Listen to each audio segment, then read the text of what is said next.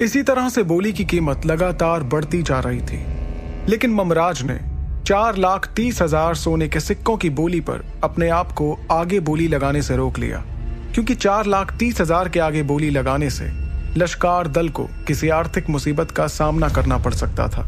तभी अपनी एक और बोली बढ़ाते हुए अबराल ने गुस्से से ममराज को देखते हुए चिल्लाया, 4,50,000 सोने के सिक्के। तीनों दलों में से शौर्य दल और लश्कार दल के पास क्लास 2 की कुछ मीडियम लेवल की तकनीकें थीं, लेकिन आमिश दल के पास सिर्फ क्लास 2 के लो लेवल की तकनीकें ही थीं।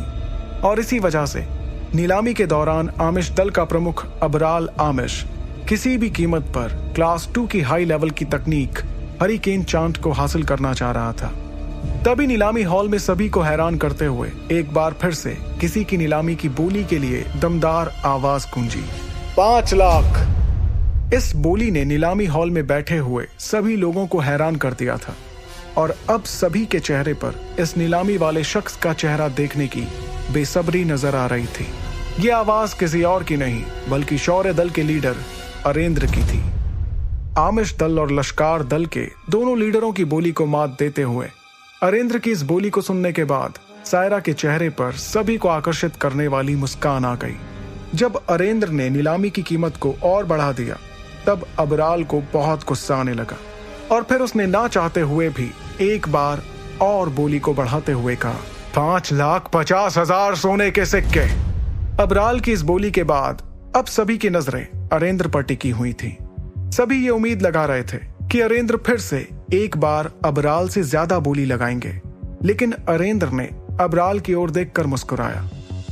अरेंद्र की यह मुस्कुराहट अबराल के लिए इस बात का इशारा थी कि पहले वाली नीलामी में जो उसने बोली की कीमत को बढ़ाया था, ठीक ऐसा ही इस बार अरेंद्र ने उसके साथ करके अपना बदला पूरा कर लिया था। अरेंद्र ने मुस्कुराते हुए अबराल से कहा, आमिश दल के लीडर अबराल, मैं तुम्हें बधाई देता हूं। अब तुम्हारे दल के पास क्लास 2 की हाई लेवल तकनीक हरिकेन चांट है। अरेंद्र के मुंह से यह बधाई सुनकर अबराल को खुशी नहीं बल्कि बहुत गुस्सा आ रहा था, क्योंकि वो समझ चुका था कि अरेंद्र ने नीलामी की कीमत बढ़ाने के लिए बोली लगाई थी, और उसकी ये जीत किसी हार से कम नहीं थी। बधाई के जवाब में अबराल ने कहा, अरेंद्र, मुझे तुम्हारी ये हरकत हमेशा याद रहेगी। अरेंद्र को इतना कहने के बाद अबराल ने खूबसूरत सायरा की तरफ देखा। इस नीलामी की जीत में अबराल को अरेंद्र से जो हार मिली थी वो उसे भुला नहीं पा रहा था, और लाख कोशिश करने के बाद भी अपने चेहरे से अपनी हार को छुपा नहीं पा रहा था। अपने उसी गुस्से में उसने चिल्लाते हुए सायरा से कहा, सायरा, क्या अब नीलामी को खत्म माना जा सकता है? भले ही अबराल नीलामी की कीमत बढ़ने पर गुस्से से तिलमिला रहा था, लेकिन उससे सायरा को रत्ती भर भी फर्क नहीं पड़ रहा था। उसने मुस्कुराते हुए अबराल को देखा, हाँ के इशारे में अपना सिर हिलाया, फिर मेज पर रखे उस छोटे से लकड़ी के हथौड़े को उठाकर 2 बार वहीं पर उसे थपथपाते हुए कहा, हरिकेन चांट आमिश दल का हुआ। इधर दूसरी तरफ भले ही पहली नीलामी ध्रुव के पिता को थोड़ी भारी पड़ी हो, लेकिन आखिरी नीलामी में जिस तरह से उन्होंने अपना बदला लेकर अबराल को हरिकेन चांट को बढ़ी हुई कीमत पर खरीदने के लिए मजबूर किया था, उसे देखकर ध्रुव को काफी सुकून मिला। नीलामी खत्म होने के बाद ध्रुव नीलामी हॉल से निकलकर दोबारा इंस्पेक्शन रूम में आ गया और अपने पैसों के लिए वहां पर किसी के आने का इंतजार करने लगा। अगले ही पल ध्रुव को इस बात का एहसास हुआ कि कोई धीरे धीरे इंस्पेक्शन रूम की ओर 2 लोगों के साथ आ रहा है। उसने जैसे ही पीछे पलट कर देखा, उसे दरवाजे पर 2 परछाइयां नजर आईं। तभी ध्रुव ने हड़बड़ाते हुए अपने चेहरे को ठीक से नकाब से ढका। अगले ही पल उसके कानों में पीछे से एक खिलखिलाहट वाली हंसी के साथ मीठी आवाज गूंजी, क्या आप ही अमृतधारा के मालिक हैं? मुझे लगता है कि आप पहली बार मैसोडोरिया शहर में आए होंगे। ध्रुव ने पीछे मुड़ने से पहले अपने नकाब को अच्छी तरह से ढक लिया था ताकि कोई उसका चेहरा देख ना पाए। फिर जैसे ही ध्रुव ने पलट कर देखा तो उसे लाल रंग के कपड़ों में वही लड़की नजर आई जो नीलामी हॉल में बोली लगवा रही थी। सायरा का गोरा रंग, लंबी पलकों में छुपी बड़ी बड़ी आंखें और गुलाब की पंखुड़ियों जैसे गुलाबी होंठ किसी को भी उसका दीवाना बनाने के लिए काफी थे। ध्रुव सायरा को गौर से देख ही रहा था कि अगले ही पल उसे अंगूठी में से विदुर की आवाज आई, हम यहाँ किसी काम के लिए आए थे ध्रुव। अगर तुमने सायरा को जी भर के देख लिया हो तो अब मैं उससे जरा काम की बात कर लूं। विदुर का इशारा समझने के बाद ध्रुव ने सायरा की बात पर हाँ के इशारे में अपना सिर हिलाया। अब ध्रुव और सायरा एक दूसरे के ठीक सामने बैठे हुए थे। नकाबपोश ध्रुव की आड़ में विदुर ने सायरा से कहा, हाँ, अमृत धारा का मालिक तो मैं ही हूं, लेकिन एक सच ये भी है कि आपकी वजह से अमृत धारा की नीलामी हो पाई है। इसके लिए मैं आपका तहे दिल से शुक्रिया अदा करता हूं। क्या हम अब पैसों की बात कर सकते हैं? ध्रुव की ओर से आए इस जवाब से सायरा को थोड़ा अजीब सा लगा, क्योंकि जो भी उससे बात करता था उसकी खूबसूरती में खो जाता था। लेकिन ध्रुव सायरा के चेहरे की तरफ देखे बिना ही उससे बात कर रहा था, मानो उस पर सायरा की खूबसूरती का कुछ भी असर नहीं हो रहा था। फिर भी सायरा ने मुस्कुराते हुए कहा, पैसों की आप चिंता मत कीजिए, लेकिन अभी उसके लिए आपको थोड़ा इंतजार करना होगा, क्योंकि अभी अमृत धारा की कुछ कागजी कार्रवाई करना बाकी है। नकाबपोश ध्रुव को देखते हुए सायरा ने मन ही मन में सोचा, आखिर ये है कौन, कहां से आया है, और इसने अपने मुंह को नकाब से क्यों छुपा रखा है? जब बहुत कोशिश करने पर भी उसे ध्रुव के बारे में कुछ भी पता नहीं चल पा रहा था, तब सायरा ने अपने पास खड़े चरक गुरु की ओर देखा और सीधे ध्रुव से पूछा, मैंने आज तक किसी ऐसे हकीम को नहीं देखा जिसके पास अपनी खुद की पहचान ना हो। क्या मैं तुम्हारा नाम जान सकती हूँ? सायरा के सवाल पर ध्रुव एक पल के लिए थोड़ा सा हड़बड़ा गया। मौके को संभालते हुए विदुर ने ध्रुव की ओर से थोड़ी सख्त आवाज में कहा, अगर मुझे पैसों की जरूरत है और मैं उसके लिए खुद चलकर तुम्हारे पास आया हूं, तो इसका यह मतलब तो नहीं है कि मुझे अपना नाम भी बताना ही होगा। ध्रुव की बातों से सायरा को समझ आ गया कि वो अपने बारे में कुछ भी बताना नहीं चाहता था। तब सायरा ने उसकी नाराजगी को समझते हुए कहा, कोई बात नहीं, मैं तो सिर्फ तुम्हारा नाम जानना चाहती थी, लेकिन अगर तुम अपने बारे में कुछ भी बताना नहीं चाहते तो कोई बात नहीं, मैं तुम्हें किसी चीज के लिए मजबूर नहीं करूंगी। इतना कहते हुए सायरा धीरे से मुस्कुरा दी। उसी वक्त ध्रुव की नजर सायरा के गोरे पैर पर पड़ी। भले ही ध्रुव सायरा के सामने उसकी खूबसूरती की तारीफ नहीं कर रहा था, लेकिन उसे सायरा से बात करने का मन तो कर रहा था, क्योंकि वो जानता था कि आने वाले समय में उसे सायरा की बहुत ज्यादा जरूरत पड़ सकती थी। ध्रुव ने अपने आप से कहा, मुझे सायरा को समझने की जरूरत है। वो सिर्फ एक देखने की चीज नहीं है, बल्कि वो एक सबसे बेहतरीन नीलामी करवाने वाली एक कलाकार है। एक ऐसी कलाकार जो अगर पत्थर को भी अपने हाथ में रखकर नीलामी के लिए खड़ी हो जाए तो देखते ही देखते उसकी कीमत आसमान छू जाएगी।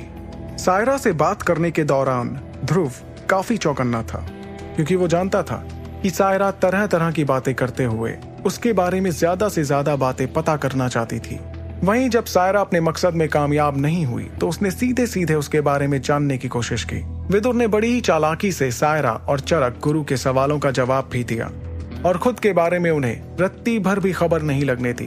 ध्रुव इस बात को अच्छे से जानता था कि अगर उसके साथ विदुर नहीं होता तो ये सब कुछ संभव नहीं हो पाता। विदुर के चालाकी से बात करने की वजह से सायरा को ध्रुव के बारे में कुछ भी पता नहीं चल पाया। जब सायरा भी इस बात को समझ गई कि वो अपने बारे में कुछ भी नहीं बताना चाहता था, तो सायरा ने भी उसके बारे में अब कुछ भी पूछना बंद कर दिया। अगले ही पल सायरा ने अपने पास से एक क्रिस्टल कार्ड निकाला जिस पर दरबार परिवार का एक निशान बना हुआ था। सायरा ने मुस्कुराते हुए उस क्रिस्टल कार्ड को ध्रुव की ओर बढ़ाते हुए कहा, ठीक है, अगर तुम अपने बारे में कुछ भी नहीं बताना चाहते हो तो ना सही, लेकिन इस क्रिस्टल कार्ड को अपने पास रख लो। ये दरबार नीलामी महल का वीआईपी कार्ड है। इस कार्ड के जरिए तुम मार्कस पर किसी भी दरबार नीलामी महल से नीलामी में रखी चीजें खरीद सकते हो। और इस कार्ड की एक खासियत यह भी है कि इससे आपको नीलामी में खरीदी हुई सभी चीजों पर लगने वाले 5% टैक्स की बजाय सिर्फ 2% टैक्स ही देना होगा। सायरा के मुंह से वीआईपी कार्ड के बारे में इतना कुछ सुनकर ध्रुव ने चुपचाप उस कार्ड को ले लिया। उसे लग रहा था कि कभी ना कभी उसे इस कार्ड की जरूरत जरूर पड़ने वाली है। जैसे ही ध्रुव ने कार्ड लेने के लिए अपना हाथ आगे बढ़ाया, उसके हाथ को देखकर सायरा हैरानी में पड़ गई। उसने मन ही मन खुद से कहा, मैं जब भी इस नकाबपोश इंसान से बात कर रही थी तो मुझे इसकी आवाज सुनकर ऐसा लग रहा था कि ये कोई बूढ़ा इंसान होगा, लेकिन इसके हाथों को देखकर ऐसा बिल्कुल भी नहीं लग रहा, बल्कि इसके हाथों से तो ये काफी जवान नजर आ रहा है। आखिर ये माजरा क्या है? कौन है ये नकाबपोश? उसी समय इंस्पेक्शन रूम में एक लड़की आई और उसने सायरा को एक हरे रंग का कार्ड दिया। उस हरे कार्ड को अपने हाथ में लेने के तुरंत बाद सायरा ने उस कार्ड को ध्रुव की ओर बढ़ाते हुए कहा, ये लो, इस कार्ड में आपकी अमृत धारा औषधि की नीलामी की रकम है, लगभग 40,000 सोने के सिक्के। बाकी पैसे को 2% नीलामी टैक्स के हिसाब से काट लिया गया है। उस कार्ड को हाथ में लेते ही मानो ध्रुव की सारी चिंता खत्म हो चुकी थी। उसने मन ही मन कहा, मुझे यकीन नहीं हो रहा कि एकलव्य बनने के लिए मुझे जितने सोने के सिक्कों की जरूरत पड़ने वाली है वो अब इस हरे रंग के कार्ड में मौजूद है। क्योंकि अब ध्रुव के हाथों में कार्ड आ चुका था और उसके पास वहां पर रुकने की कोई और वजह नहीं थी, इसलिए उसने तुरंत सायरा से कहा, ठीक है, धन्यवाद, तो क्या अब मैं जा सकता हूं? इस पर सायरा ने मुस्कुराते हुए जवाब दिया, हाँ जरूर, क्यों नहीं। और हाँ, अगर आप आगे भी कभी किसी चीज की नीलामी कराना चाहें तो मुझे याद कर सकते हैं। इस बात पर ध्रुव ने हाँ के इशारे में अपना सिर हिलाया और दरबार नीलामी महल से बाहर निकल गया। जैसे ही सायरा के सामने से नकाबपोश ध्रुव की छाया धीरे धीरे गायब हो रही थी, उसके चेहरे की मुस्कान भी धीरे धीरे गायब हो रही थी। ध्रुव को दरबार नीलामी महल के बाहर तक छोड़कर आने के बाद सायरा वापस अपनी कुर्सी पर जाकर बैठ गई। उस इंस्पेक्शन रूम में सायरा के साथ चरक गुरु और एक दूसरा शख्स भी मौजूद था। इंस्पेक्शन रूम की कुछ देर की खामोशी को तोड़ते हुए सायरा ने कहा, चरक गुरु, क्या आपको सही में ऐसा लगता है कि ये नकाबपोश जो भी था वो एक अच्छा हकीम है?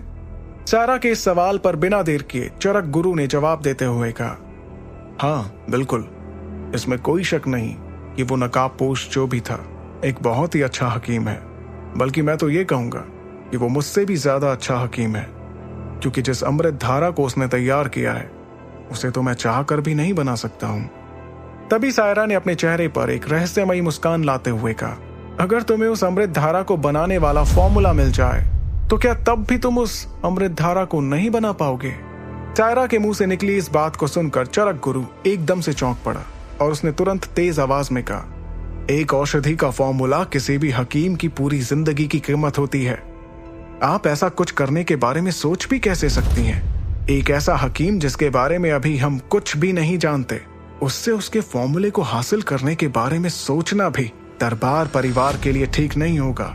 इतना कहने के बाद चरक गुरु कुछ सालों की पहले की बात को याद करते हुए सायरा के ठीक सामने कुर्सी पर बैठ गया और कहने लगा, बरसों पहले भी वुहान साम्राज्य के एक परिवार ने इसी तरह की भूल की थी।